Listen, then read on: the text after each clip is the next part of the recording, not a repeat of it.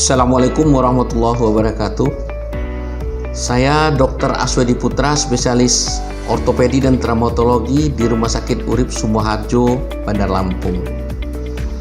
Jadi pada kesempatan ini saya akan mencoba menyampaikan beberapa tips kalau seandainya kita mengalami cedera pada anggota gerak, baik anggota gerak atas atau anggota gerak bawah. Seperti kita ketahui, semua orang, baik dewasa ataupun anak-anak, bisa mengalami cedera kapanpun atau dimanapun. Bisa cedera olahraga atau cedera dalam kegiatan sehari-hari. Dalam setiap kejadian cedera itu terjadi suatu perubahan ya, pada jaringan kita. Bisa terjadi memar, bisa terjadi bengkak, bisa nyeri, dan malah kalau cedera dengan traumanya yang kuat bisa terjadi pendarahan. Nah, ada beberapa tips yang penting kita ketahui kalau kita mengalami cedera ringan sampai sedang, karena tidak semua cedera itu harus dilayani di rumah sakit dan ditangani oleh dokter. Yang pertama adalah yang kita sebut singkatannya adalah RICE. Jadi RICE.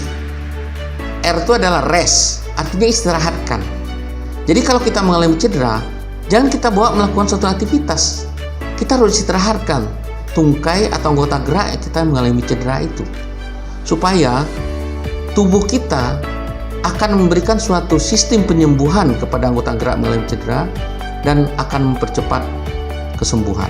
Satu. Yang kedua adalah dengan ice, artinya pendinginan, ya. Jadi bukan es batu yang kita taruh sana, tetapi adalah es batu itu kita bungkus misalnya ya dengan handuk supaya nggak kontak langsung dengan kulit kita. Nah, langsung kita kompreskan 10 menit, istirahatkan, kompreskan lagi ya 10 menit lagi. Nah, seperti itu berulang-ulang sampai nanti rasa nyerinya akan berkurang ya. Dirasakan setelah kita mengalami trauma itu. Yang ketiga adalah compression. Kompres itu penekanan, balut tekan. Jadi kita bisa melakukan pembalutan dengan perban elastis. Jadi semua orang pasti tahu apa itu perban elastik. Jadi semacam perban tetapi dia elastis ya, kayak karet gitu. Jadi pasang itu merata pada daerah yang mengalami cedera. Nah, itu tunanya pertama untuk mengurangi terjadinya bengkak. Yang kedua, supaya dia membantu juga kepada tungkai kita untuk memberikan kesempatan untuk beristirahat. Yang keempat adalah dengan elevation. Elevation itu artinya meninggikan posisi. Jadi karena kita kembali pada prinsip dari fisika, ilmu fisika, di mana cairan akan mencari tempat yang terendah. Jadi supaya nggak terjadi pembengkakan atau pembengkakan yang tidak terlalu besar, kita tinggikan posisi tungkai kita mengalami cedera itu. Nah, sehingga dia pada daerah yang mengalami cedera tidak akan terjadi pembengkakan atau bengkaknya pun mungkin tidak terlalu besar. Nah, yang penting kalau kita mengalami cedera itu jangan kita berikan tekanan lagi, misalnya dengan urut, dengan pijat, segala macam. Malah itu akan menambah cedera lagi pada tungkai atau anggota gerak kita mengalami trauma seperti itu. Nah, bagaimana kalau keadaan berat? Nah, kalau keadaan berat baru kita lakukan penanganan di rumah sakit.